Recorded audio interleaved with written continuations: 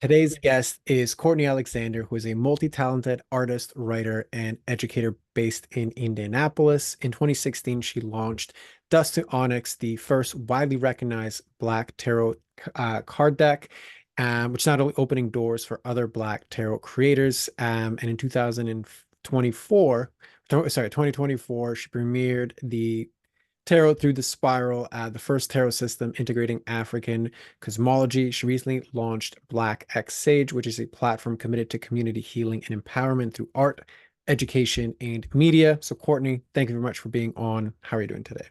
Thank you for having me. I'm good. How are you?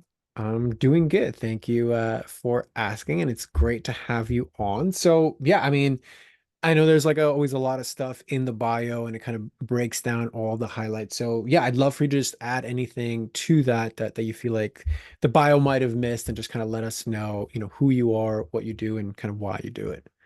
Okay. Well, as the bio mentioned, I'm the creator of II Onyx, a melanated tarot deck, and that deck launched at 2016 and was kind of its own like groundbreaking deck. And at the time, not having any representations of Blackness in tarot that were created by Black creators. And so Dust Onyx kind of came in to fill in that gap.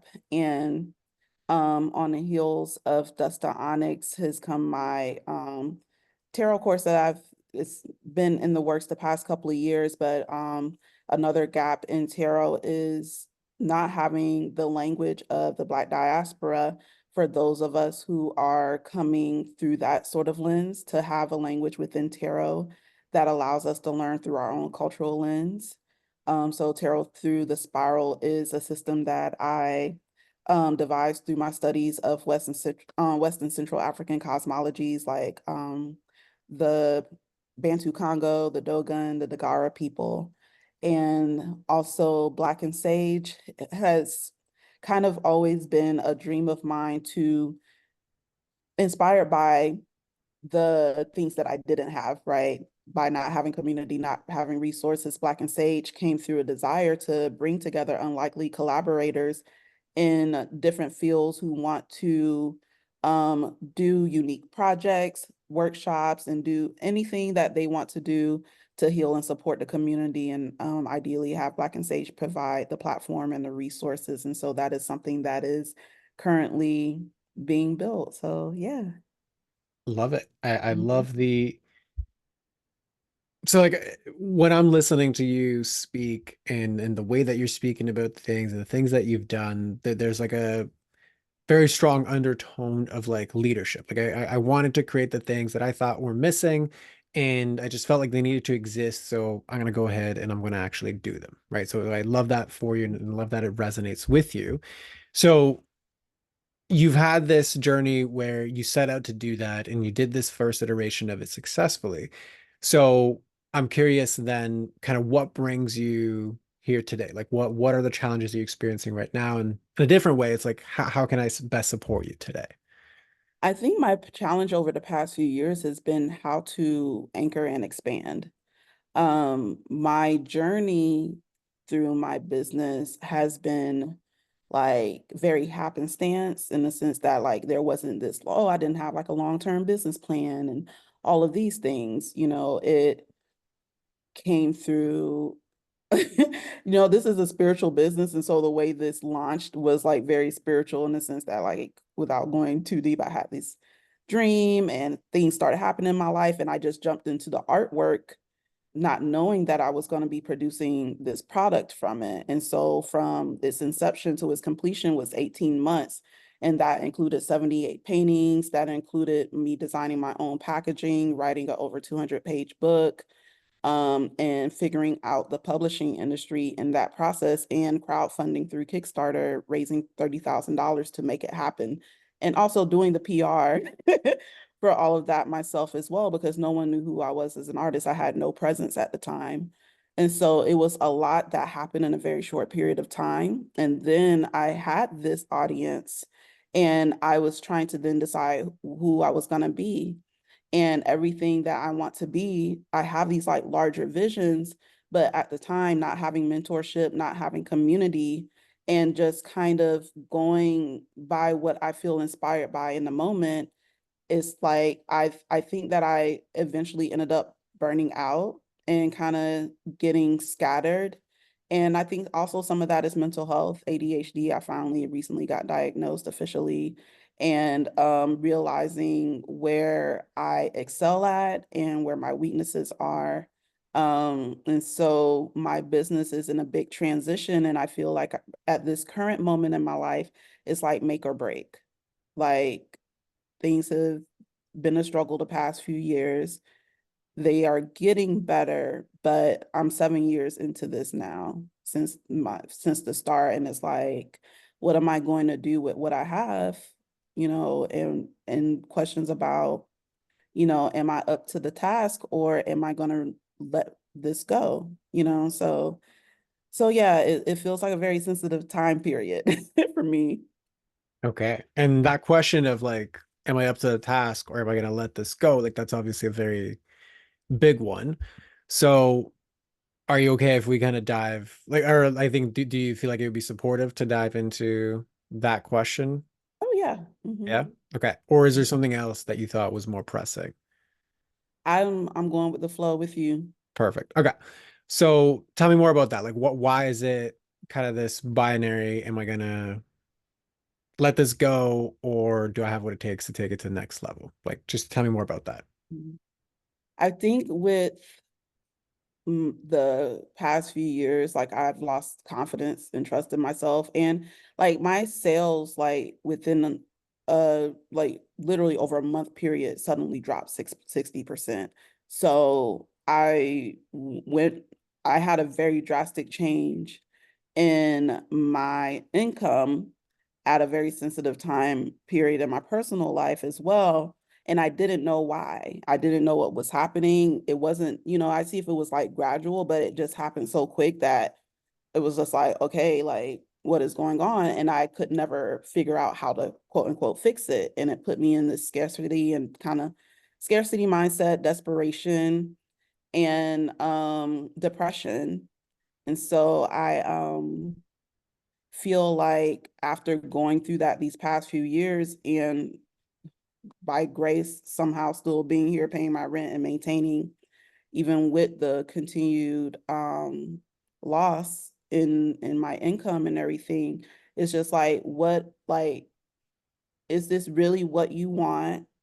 And like, how are we going to turn this thing around? And I thought about going back into the workforce, but I struggled in the workforce a lot, being recognized, dealing with discrimination, constantly struggling to feel like I'm like climbing this ladder. And I was like, I don't want to go back to that. I've had a taste of freedom. Yeah, and and I absolutely. believe wholeheartedly in what my purpose is and what I'm here to do. It's just like, is there something wrong with me, or do I just not have everything that I need? And so this year, when I launched my course, in that time, I've had 4 people volunteer to support me because they're like, look, we loved your course, we love your vision, we're in it. And I'm very grateful that they're like, we are like the aunties to your baby. It's not about like financial return. Eventually, I want to be able to pay them because I really honor people's labor. And we have our own agreements on what reciprocity can look like in the meantime. But I feel like, okay, I have these people here who believe in me. Like, what am I going to do with this now? Because if I can't do it with what I got now, will I ever be able to then make my vision happen? And I think that I have a really big fear of losing or somehow not utilizing the potential that I have, and just squandering it on and whatever, with my bad habits or whatever, I'm perceiving in the moment. So what is the ultimate vision? Like what is it that you want ultimately want? A few things, but the best way to encapsulate it, I guess, I want to have a space and a platform for my personal art to exist. I'm still an artist at heart, and I have a lot of visions around what I want to produce and share in the world, and storytelling. And I always want to be able to do that, but also have, Black and Sage be a multi-million dollar, ecosystem of support, and to have, this beautiful business model that I'm building that is communal, that is unique in the ways that it supports, marginalized people, the team, everything. I'm really working to create a business that is non-exploitive, and there's a lot of things that I'm navigating and learning in the process, but I want my business to grow and be able to do multiple things, and also continue to speak and teach. Like I am a very purpose, multifaceted person. So I want to have a space and platform for my art, right? I want this community to be really expansive, multi-million dollar community. I want to be able to speak and teach. So, and I know obviously like the multi-million dollar part, like that's something like I'm working towards, but let's just say the other two, in my opinion, align with getting the community going. Mhm. So, what do you feel like intuitively is stopping you from moving in this direction? Aside from like I said, lack of resources, um, and resources, not just money, but like not having mentorship. Like I've I've learned that like all of the people that I've admired that have accomplished a lot also had someone that they can turn to who is at least somewhere above where they are that they can trust in and talk to. And so um I feel like again that isolation, I have the team now, but it's still like, sometimes I wish that I had someone that I could look up to who can advise. Um, so I feel like I'm missing that. And then internally, struggling with my own ADHD, struggling with imposter syndrome and depression and anxiety, and the ways that I shut down or the ways that I am not even the greatest employee to myself. It's funny because, especially as creatives, sometimes we talk about not necessarily, or being spicy brain too, not being necessarily good workers, not being made for corporate. And then it's like you start a business and it's like, yeah, you're not a good employee for yourself either. So like you still kind of got to work regardless, and you still got to show up consistently for yourself. And then on top of that, you also have to manage yourself. And that has been a struggle, especially like I said, like feeling like my path has looked very just like in the moment, like me responding to life, me taking these chances.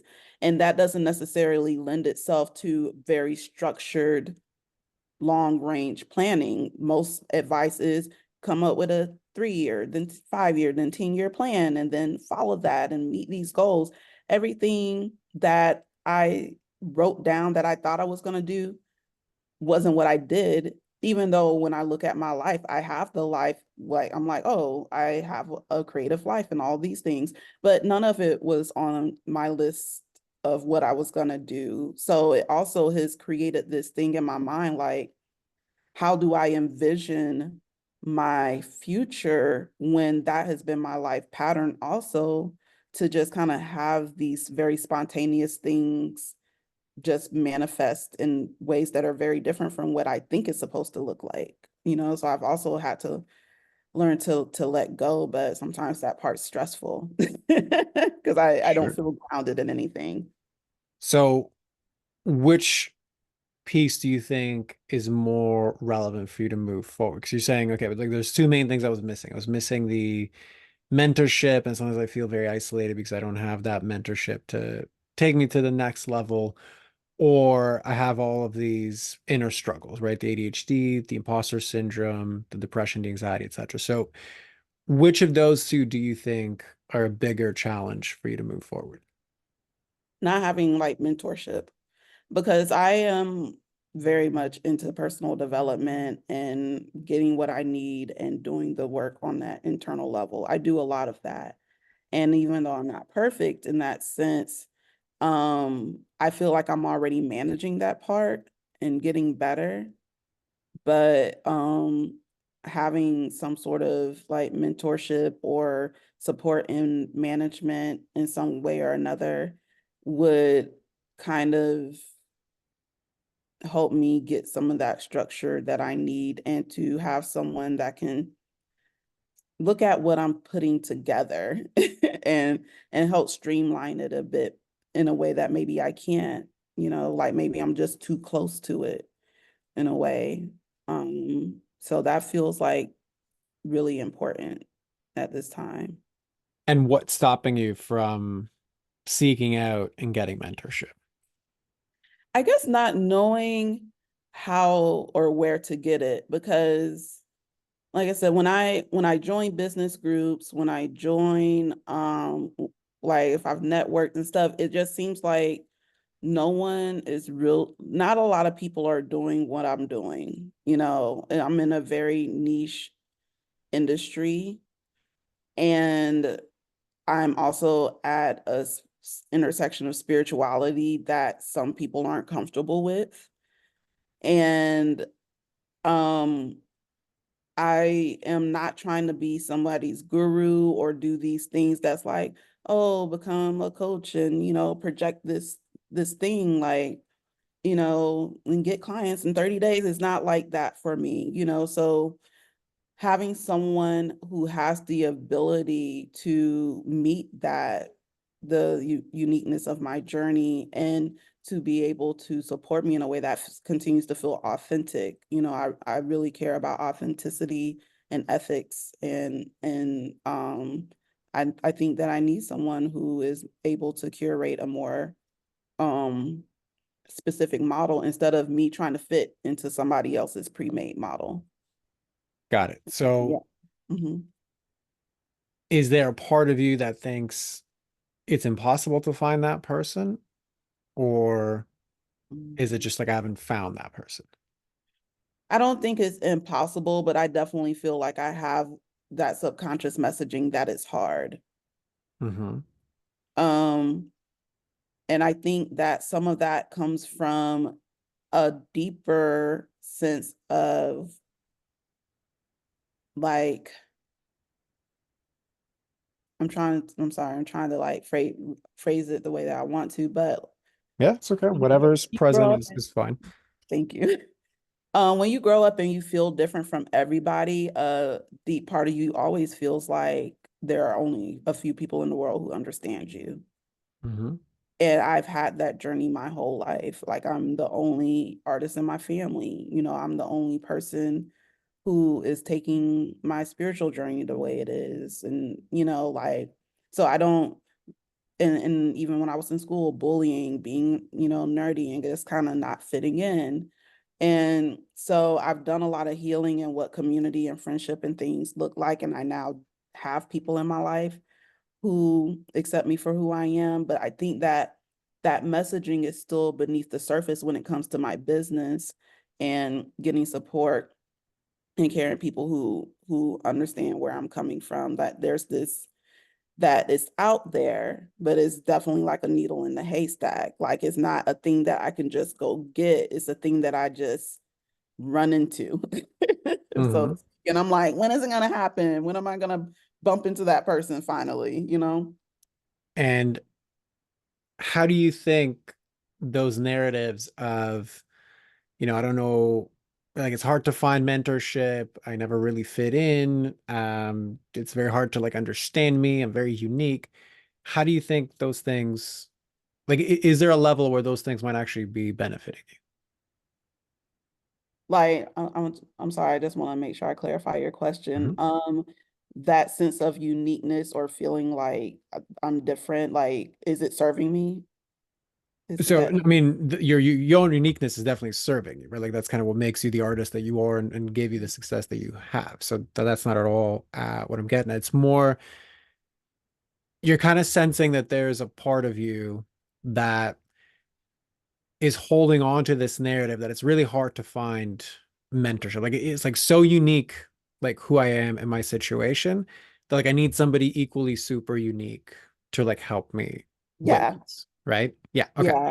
So if that resonates, it's like, okay, well, that's cool and it makes sense. I understand, especially historically, given what you've shared, like why that would be the case. Now, the flip side of that is it's also stagnating the progress. Because if I feel like what I really need is mentorship, but at the similar time, like it's really hard. Like if you think of it in a completely different context, right? Like we all know that person in relationships who's like, or is not in relationships, it's like, well, I'm just really picky. Hmm. And it's like, people keep coming into their life like, nah, because of, XYZ or A, B, and C. And it's like, it's at some point, like, is it really the other people or is it them just being picky to kind of keep other people away? Like, I want to, like, this belief reinforces itself through the rejection of what reality is presenting them. So there's more of a curiosity, like, do you think that same part of you that thinks this is so hard and like hard to find is also simultaneously kind of keeping it away for some reason? I can definitely see that, especially as someone who believes a lot in manifestation and the ways our subconscious affects us. Um, like I definitely feel like maybe it keeps me from showing up in different spaces, or like as soon as I get into them, I just immediately feel like they're not for me. Hmm. Like I feel like I'm not supposed to be there, or that there's oh, okay, there's like not much here for me, who is like, yeah, like that walking into the classroom and being that weird kid and like not seeing a friend in the room type of thing. And I'm outgoing. I'm not like super shy or find it difficult to talk to strangers or anything. I think it's just that feeling. And over time, I think that I've isolated more and more, or especially over the past few years. Um, and then, being in the city that I'm into, I think that just the way that things turned out, like I just ended up being physically isolated as well as socially, and not knowing where to go. Yeah. So it probably is like I get what you're saying. It's like a self-fulfilling prophecy. Yeah, like, are you really opening up Hmm. to what it is that you say you want when my default reaction is to always see why this wouldn't work versus what if I opened up myself to like why might it work? Right. Like is the possibility that it might work. So what lands for you with that reflection? Yes, and it's always easy to see what's wrong. And I don't know how into astrology you are or anything like that, but very much I feel like that's like the classic Virgo thing. Like I am always preparing for the worst. Like I feel like I feel like I'm optimistic in some aspects, but I feel like as a protection, I need to always be aware of the worst case and feel prepared for that. So even if that thing happens, it didn't catch me off guard, you know, Hmm. and while also maintaining faith that the best outcome will come about, or whatever outcome it is, even if it's not amazing, is something that's working out for me in the long run. And so that has created a sense of hyper independence for sure, because then if if I'm thinking like that, then that means that I'm always trying to control or do the thing myself or by myself. Um, and not feeling like I can trust other people, or every time I do try to trust other people, that things go wrong. Hmm. Because this isn't the first time that I've tried to have support. And there's people who I've tried to work with in the past that have been good people. Like I'm not holding it against them. I just feel like I was lacking in my own ability and self-trust to lead, or know what I wanted, or be as consistent, or know what kind of help I needed. So it's yeah.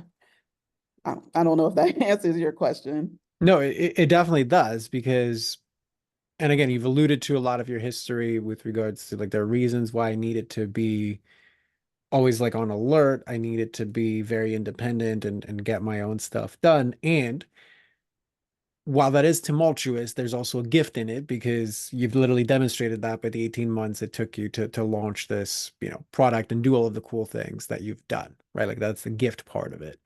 The flip side of it, the distortion of that, is it's also made you hyper vigilant.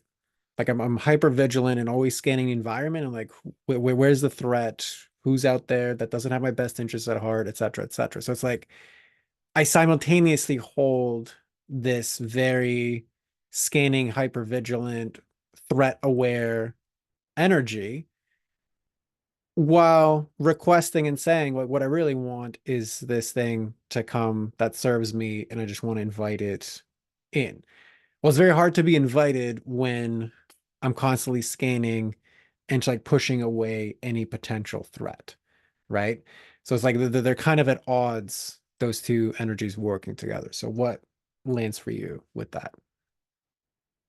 What you're saying, like I relate to, I kind of describe myself like a garden. My sister, like for example, my sister and I, we're like two sides of the same coin. She's very much like fortress on the outside, warm, fuzzy things on the inside.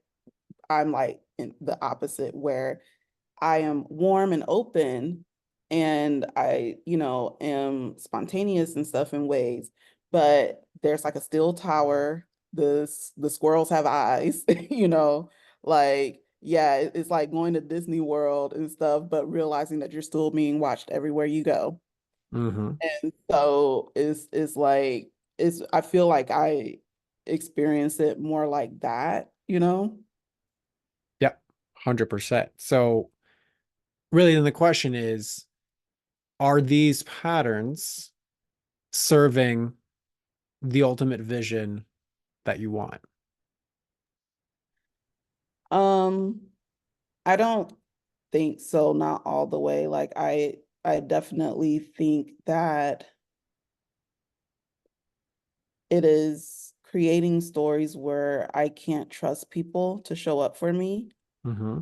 Um, and I think that that also comes from, again, deeper personal narratives around people actually caring to show up for me. Um, because I learned a lot of self-sufficiency as a child, and learning that I had to tend to myself, learning that, like I didn't have mental health support, so I had to figure out my own inner stuff on my own.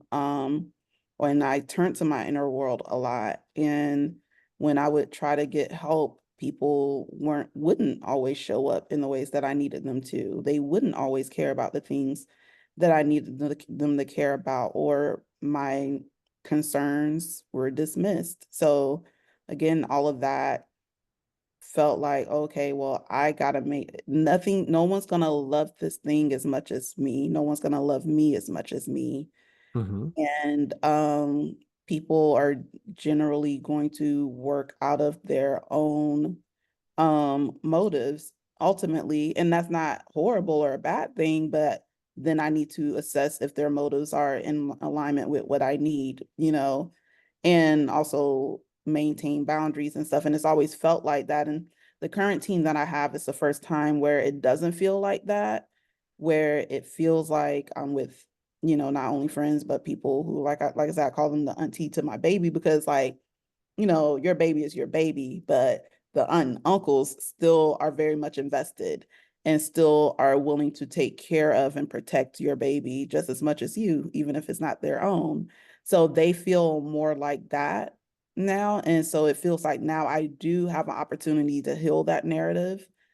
And I don't want to squander it by staying in that old mindset or freezing in that old mindset.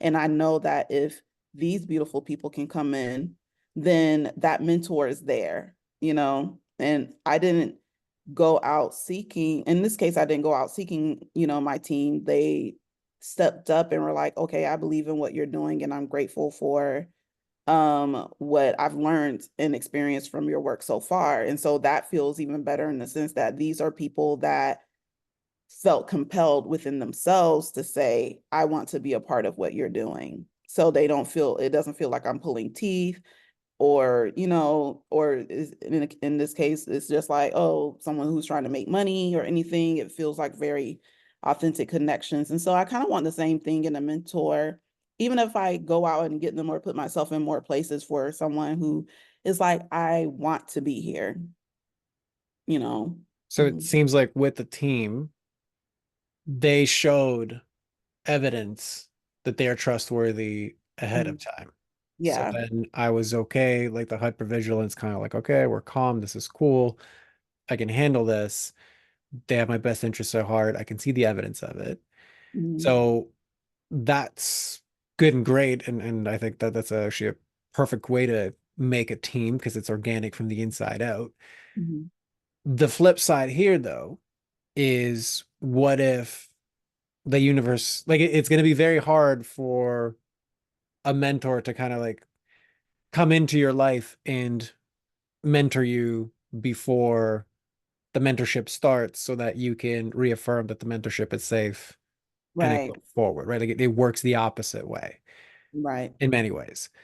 So is it possible that it's kind of like reality at this point, the universe at this point is inviting you in to be like, okay, when are you ready to trust the opposite? When are you ready to surrender? When are you ready to test something different? When are you ready to let the guard down and see what potentially is on the other side? So again, out of curiosity, what's landing for you with that?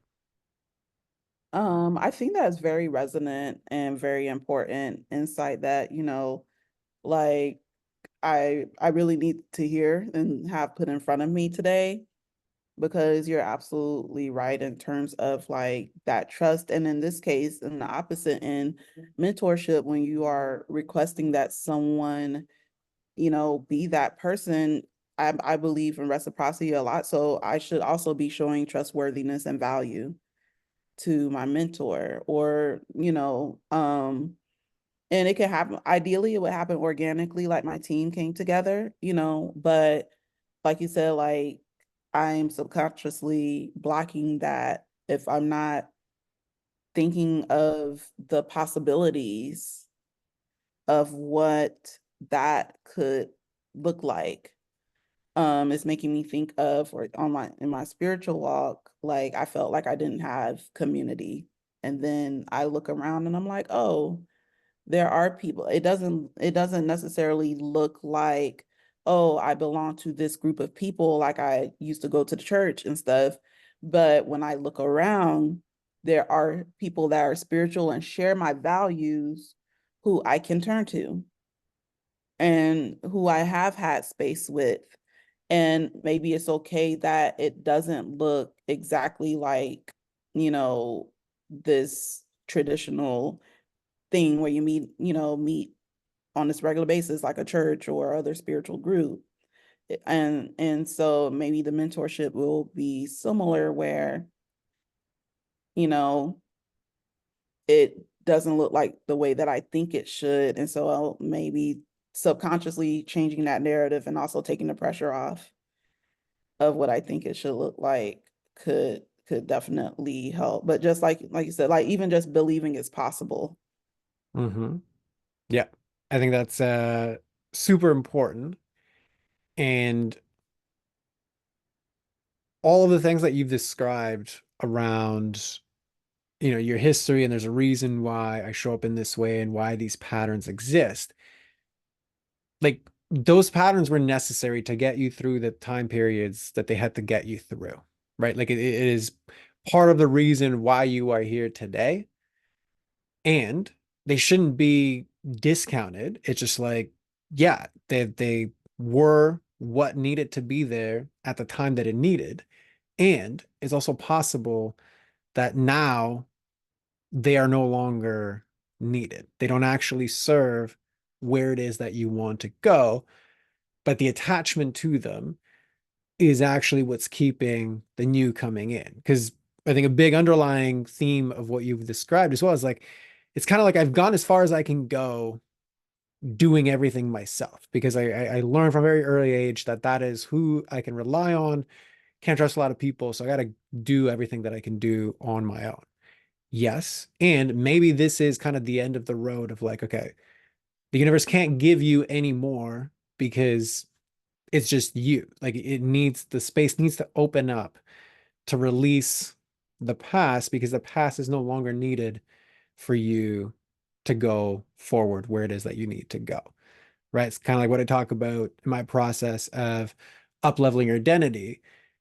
Well, to do that, I got to heal the past so it's no longer sabotaging my present. I got to let go of the emotions that no longer serve me so I can do the actions that I need to do to move the business forward. And I got to upgrade my thinking to align with the results that I want. Right. So, like right now, there's patterns from my past that keep me hyper vigilant. There's emotions around hesitation and it's not safe and I can't trust people that are basically keeping me in isolation. So, like, I can't be exposed to people I need to be exposed of. And then there's these obvious like narratives that we talked about of like it's hard to find mentorship, etc. So it's like that's who I am right now, and the results that I'm getting are a perfect reflection of that. And the vision that I have for my business, well, that requires me to have an identity that releases all of those things. So before I go on, does that resonate with you? Does that not? Like where are you at with that? Yes. I just want to pause because I just have a feeling my phone's going to ring and I just don't want it to interrupt. So I'm sorry. That's okay. The whole part of this is for it to be a real conversation. So we've had people, get deliveries and kids run in and all of that. So that's that's been part of other recordings as well. So Okay. I'm okay with that. So no worries. Okay. Yeah, it was going off and I just was like, oh my gosh, I just have a feeling this phone is gonna ring as I'm talking. But so yeah, what you're saying resonates a lot and it's making me think about some reflections I've had recently. Like I sometimes observe and reflect on the things I say in conversation and what I'm repeating and whether they're still true or not.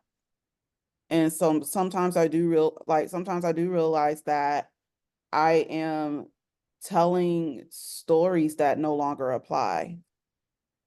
And then as I say it out loud, I'm like, oh, that actually isn't as much as my story as I thought it was.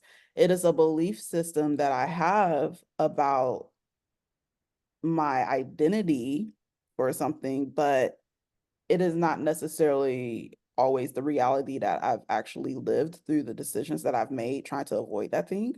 Or again, it is not a narrative that currently applies to where I am now. Like I had stories about, again, like we were talking about self-sufficiency, or, I had some challenging friendships in my, adolescence to, you know, early adult years where, I didn't feel fully accepted, or I didn't feel like, people that I had friendships where people understood me or they were able to hold space for me to be flawed in some way or another. Like I always felt like I needed to be perfect and comfortable for people. And that is not necessarily the truth now. Like I have great friendships and we've had conflicts and things like that, but also a lot of care. But sometimes I still would find myself telling that story. And I started to realize how that immediately reflected in my world. Like the story that I would tell, the person would perpetuate. And then I realized that I am projecting that into this relationship and it's reflecting it right back to me. And Hmm. so in the past couple of years, especially, I have worked a lot on, instead of trying to control my external environment, controlling the story that I have about my environment. So before I go and talk to someone and tell them what I think they should be doing, or what I often do, because I'm a bit more passive, is changing my own behavior in response to what I feel like I'm not getting or experiencing. I have been working on experiencing situations differently within and seeing how it's reflected on the outside. And I've seen a lot of changes, and so what you're saying is reflecting to me that like I also need to do this with this story about leadership and mentorship and support and having people who have done more than me, like I can actually, look up to. And it's also making me think too about probably where this story is coming from too. Um, like my pastor, when I was growing up, I'm not really in the church now, but the church I went to when I was younger, I really, really loved and looked up to my pastor. And I was very involved. And she she was someone that sometimes felt out of reach. Like she just is like, I'm like beautiful, glowing person and just powerful. And it wasn't easy to get in touch with her or work with her. And then I finally got the chance to be close to her by supporting her in her online business because I did some graphic design and stuff for her. And so we were able to have personal time together, which I've cherished. And then she was like, well, I I'm not, she was struggling with continuing to pastor because the ways she wanted to show up, the church institution did not make room for, the congregation would not understand. And the way she wanted to be her unique self, she couldn't be. So she kind of ghosted the church. She went out of the country for 8 months. And that kind of caused a big disruption in the church. And even though I wasn't surprised because I was kind of prepared from that conversation we had, looking back, I saw her as brave in the sense that despite the respect and the pedestal, like all of the things she had as a pastor, she remained true to her sense of purpose and wanting to be authentic and said, and was like, I'm willing to give this up if it means that I can't be me. And so and so it made me feel safe to question and create my own path. But I think sometimes like that probably created a deeper abandonment wound than I realized because this person that I really thought that I could lean on disappeared out of my life, or someone I looked up to disappeared out of my life. And then she came back in when my deck came out and she was happy and proud of me. And it was interesting to bond as equals and not as like, a child and parishioner. But then she disappeared again. Right. So So to add on top of everything, it's kind of like when I do finally get mentorship, it's only a matter of time before it disappears. Right. Because yeah. like when I find it and I trust it, now there's something's going to happen and it's going to get pulled under me. So again, it reinforces the only person I can actually trust is myself.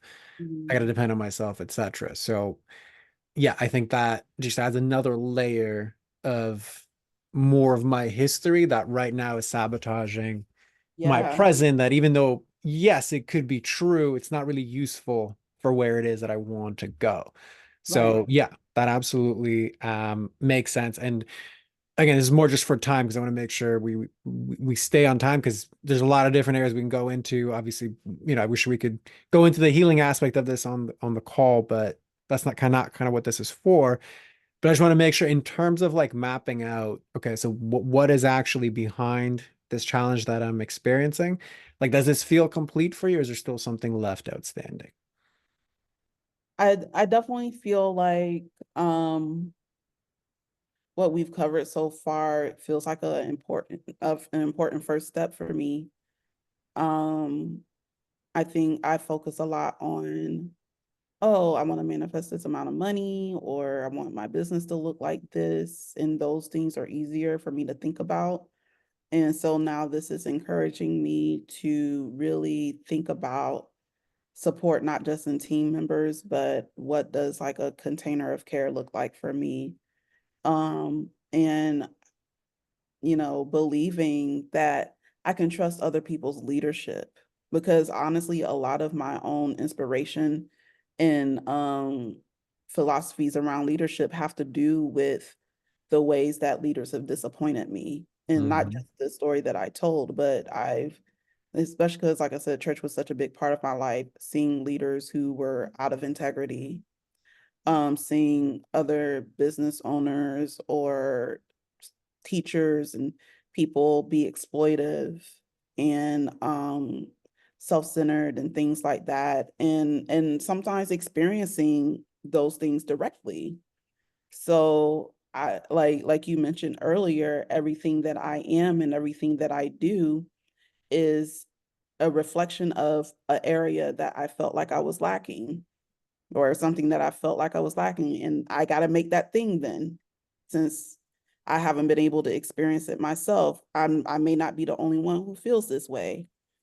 Um, and although that is somewhat of a noble cause, then sounds like from what we're discussing that that is also continuing to perpetuate the idea that I'm always going to have to create the things that I need. Therefore, the world does not have what I need. And that also isn't serving me, because I want to believe that the world, that both things can exist, that I can do things that are innovative and create new pathways, or pathways that seemingly aren't as available as others, but also that the world is generous and abundant, and that there are communities and people. Like it's like we talked about feeling different from others, and then you finally find a group of people and you're like, wow, there's a lot more. Like I'm an anime nerd, and then you realize like, wow, there's a lot of anime nerds out there. So like we're not as, you know, is we're not as scarce as it feels like. But when in your personal life, sometimes depending on what it looks like, it feels that way initially, until you go to a con and then there's like hundreds of thousands of people that you meet or Listen, interesting. this is your business opportunity to go Super Saiyan. Okay, so like Yeah. you can look at it that way. Yes. Thank you. Yeah, you're very welcome. So anyway, I mean, like I said, I know we could that there's a lot of areas we can dive into this, but just for the sake of time, we're gonna kind of move it into a close here, especially so you feel like you've gotten what you needed as far as the realization and the awareness around this. So yeah, if you want to just close us off, floor is yours. Let everybody know where to find you, who's the best person to find you.